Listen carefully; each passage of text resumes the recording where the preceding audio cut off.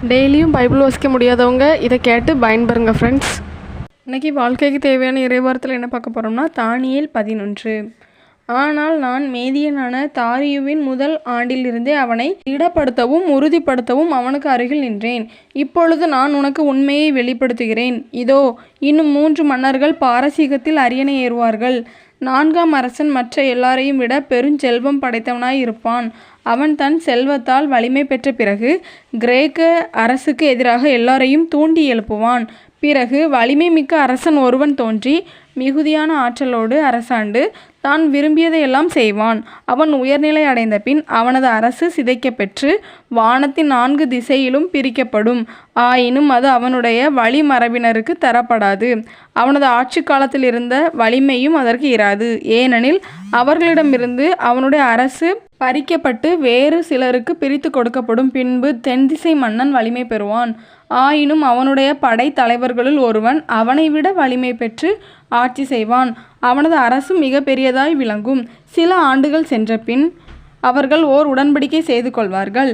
இந்த சமாதான உறவை உறுதிப்படுத்த தென்திசை மன்னனின் மகள் வடதிசை மன்னனிடம் வந்து சேர்வாள். ஆனால் அவளது செல்வாக்கு நீடிக்காது. அவனும் அவனது வழிமரபும் அற்று போவார்கள். அவளும் அவளை அழைத்து வந்தவரும் அவளை பெற்றவனும் அவளை கைப்பிடித்தவனும் கைவிடப்படுவார்கள். அந்நாட்களில் அவளுடைய வேர்களிலிருந்து அவனது இடத்தில் ஒரு முளை தோன்றும். அவ்வாறு தோன்றுபவன் பெரும் படையுடன் வந்து வடதிசை மன்னனின் கோட்டைக்குள் புகுந்து அவர்களை தாக்கி முறியடிப்பான். அவர்களுடைய தெய்வங்களையும் சிலைகளையும் விலையுயர்ந்த வெள்ளி பொன் பாத்திரங்களையும் எகிப்துக்கு கொண்டு போவான். சில காலத்திற்கு வடதிசை மன்னன் மேல் படையெடுக்காமல் இருப்பான். பின்பு வடதிசை மன்னன் தென்திசை மன்னனது நாட்டின் மேல் படையெடுத்து வருவான். ஆனால் அவன் தன் நாட்டுக்கு திரும்பி செல்ல வேண்டியிருக்கும். பிறகு அவனுடைய மைந்தர்கள் திரளான வலிமை மிக்க படையை திரட்டி கொண்டு வருவார்கள். அவர்கள் பெருவெள்ளம் போல திடீரென பாய்ந்து வந்து மீண்டும் தென்னவனின் கோட்டை வரை சென்று போரிடுவார்கள். அப்பொழுது தென்திசை மன்னன் வெகுண்டெழுந்து புறப்பட்டு போய் வடதிசை மன்னனோடு போரிடுவான். வடநாட்டான் பெரியதொரு படை திரண்டிருந்தும் அப்படை பகைவன் கையில் அகப்படும். அப்படையை சிறைபிடித்ததால் தென்னவன் உள்ளம் இருமாப்பு கொள்ளும். 10,000 பேரை அவன் வீழ்த்துவான். ஆயினும் அவன் முழு வெற்றி அடைய மாட்டான். ஏனெனில் வடதிசை மன்னன் முன்னதை விட பெரிய படையை மீண்டும் திரட்டுவான். சில ஆண்டுகளுக்கு பிறகு அவன் திடீரென பெரிய படையோடும் மிகுந்த தளவாடங்களோடும் தாக்க வருவான். அக்காலத்தில் தென்திசை மன்னனுக்கு எதிராக பலர் எழும்புவர். உன் சொந்த இனத்தாரின் மக்களுள் வன்முறையில் ஈடுபடுகிறவர்களுள் காட்சியை நிறைவேற்றும்படி எழும்புவார்கள். ஆனால் அவர்கள் தோல்வி உறுவார்கள். வடதிசை மன்னன் வந்து முற்றுகையிட்டு நன்கு அரண் செய்யப்பட்ட நகரத்தை கைப்பற்றுவான். தென்னக படைகள் எதிர்க்க வலிமையற்று போகும். அப்படைகளின் தேர்ந்தெடுக்கப்பட்ட வீரர்களும் எதிர்த்து நிற்க முடியாது போவார்கள். ஏனெனில் அவர்களிடம் வலிமையே இராது. வடதிசை மன்னன் தென்திசை மன்னனுக்கு எதிராக புறப்பட்டு வந்து தன் மனம் போல செய்வான். அவனை எதிர்த்து நிற்பவன் எவனும் இல்லை. சிறப்புமிக்க நாட்டினுள் நுழைந்து அது முழுவதையும் தன் ஆட்சிக்கு உட்படுத்துவான். அவன் முழு அரசின் வலிமையோடு படையெடுக்க திட்டமிடுவான். ஆகவே தென்திசை மன்னனோடு நட்பு கொண்டாடுவது போல நடித்து அவனை வஞ்சகமாய் ஒழித்து கட்டும்படி தன் புதல்வியருள் ஒருத்தியை அவனுக்கு மனம் செய்து கொடுப்பான். ஆனால் அவன் நினைத்தது நிறைவேறாது. அந்த நாடும் அவனுக்கு சொந்தமாகாது. பிறர் அவன் தன் கவனத்தை கடலோர நாடுகள் மேல் திருப்பி அவற்றுள் பலவற்றை பிடிப்பான். ஆனால் படைத்தலைவன் ஒருவன் அவன் திமிரை அடக்கி அத்திமிர் அவனையே அழிக்கும்படி செய்வான். ஆகையால் அவன் தன் சொந்த நாட்டின் கோட்டைக்குள் திரும்பிவிட முடிவு செய்வான். ஆனால் அவன் தடுமாறி விழுந்து அடையாளமின்றி அழிந்து போவான். நாட்டின் செழிப்பான பகுதிகளுக்கு வரி வசூலிப்பவனை அனுப்பும் வேறொருவன் அவனுக்கு பதிலாக தோன்றுவான். அவன் எவரது சினத்தின் காரணமாகவோ போர் முனையிலோ சாகாமல் தானே மடிந்து போவான். அவனது இடத்தில் இழிந்தவன் ஒருவன் எழும்புவான். அவனுக்கு எவ்வித அரசுரிமையும் கிடையாது. ஆயினும் எதிர்பாராத நேரத்தில் வந்து முக புகழ்ச்சியால் அரசை கைப்பற்றி கொள்வான். அவனை எதிர்த்து போர் புரியும் படை தோல்வியடைந்து நசுக்கப்படும். அவ்வாறே உடன்படிக்கை செய்து கொண்ட தலைவனும் ஒழிக்கப்படுவான். உடன்படிக்கை செய்து கொண்ட பிறகும் அவன் வஞ்சகமாய் நடந்து கொள்வான். அவன் குடிமக்கள் சிலரே ஆயினும் அவன் வலிமை பெற்று விளங்குவான். செல்வ சிறப்புமிக்க நகரங்களுள் அவன் முன்னெச்சரிக்கையின்றி நுழைந்து தன் தந்தையரும் முன்னோரும் செய்யாததையெல்லாம் செய்வான். அந்நகரங்களில் கொள்ளையடித்த பொருட்களையும் கைப்பற்றிய செல்வங்களையும் வாரி இறைப்பான். அந்நகரங்களின் அரண்களை பிடிக்க பல்வேறு வழிமுறைகளை கையாள்வான். ஆயினும் இந்த நிலை சிறிது காலமே நீடிக்கும். பிறகு அவன் தன் வலிமையை நம்பி தென்திசை மன்னனுக்கு எதிராக பெரும் படையோடு போரிட துணிந்து செல்வான்.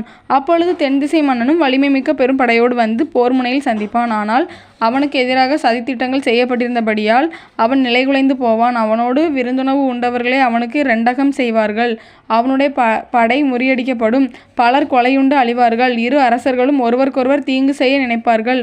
ஒரே பந்தியில் இருந்து கொண்டே பொய் பேசுவார்கள். ஆயினும் அது அவர்களுக்கு பயன் தராது. ஏனெனில் முடிவு குறிக்கப்பட்ட காலத்தில் வரவிருக்கின்றது. வடநாட்டு மன்னன் மிகுந்த கொள்ளை பொருட்களோடு தன் நாட்டுக்கு திரும்பி போவான். அவனுடைய உள்ளம் புனிதமான உடன்படிக்கைக்கு எதிராக இருக்கும். தான் நினைத்ததை செய்து முடித்த பின் அவன் தன் நாட்டுக்கு திரும்புவான். குறிக்கப்பட்ட காலத்தில் அவன் மறுபடியும் தென்னாட்டுக்கு வருவான். ஆனால் இம்முறை முன்பு போல் இராது. அவனுக்கு எதிராக இத்தியர்கள் கப்பல்களில் வருவார்கள். அவனோ அவர்களுக்கு அஞ்சி பின்வாங்கி புறமுதுகிட்டு ஓடுவான்.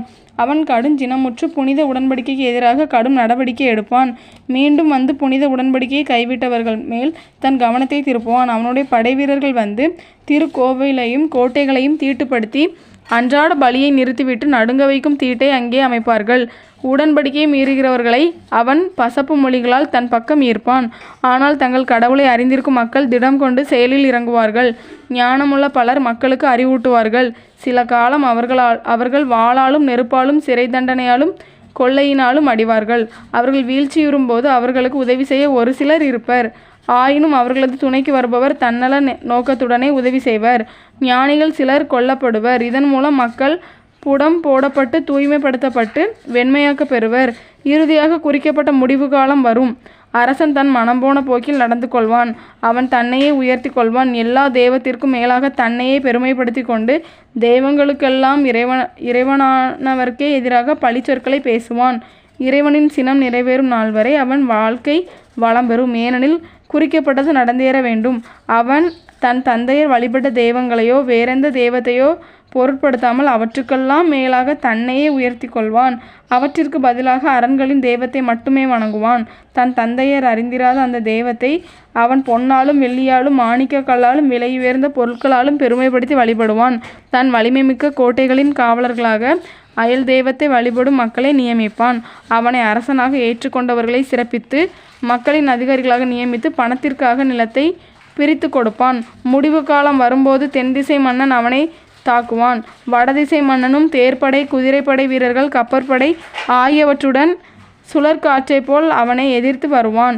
அவன் நாடுகளுக்குள் வெள்ளம் போல் பாய்ந்து அழிவு விளைவித்து கொண்டே போவான். பிறகு அவன் சிறப்புமிக்க நாட்டினுள் நுழைவான். பல்லாயிரக்கணக்கானோர் அழிக்கப்படுவர். ஆனால் ஏதோமியர் மோவாபியர் அம்மோனியர் தலைவர்கள் ஆகியோர் மட்டும் தப்பித்து கொள்வர். அவன் மற்ற மாநிலங்கள் மேலும் தன் கையை ஓங்குவான். அவன் கைக்கு எகிப்து நாடும் தப்பாது. அங்குள்ள பொன் வெள்ளி முதலிய செல்வங்களையும் விலை உயர்ந்த எல்லா பொருட்களையும் கைப்பற்றி கொள்வான்.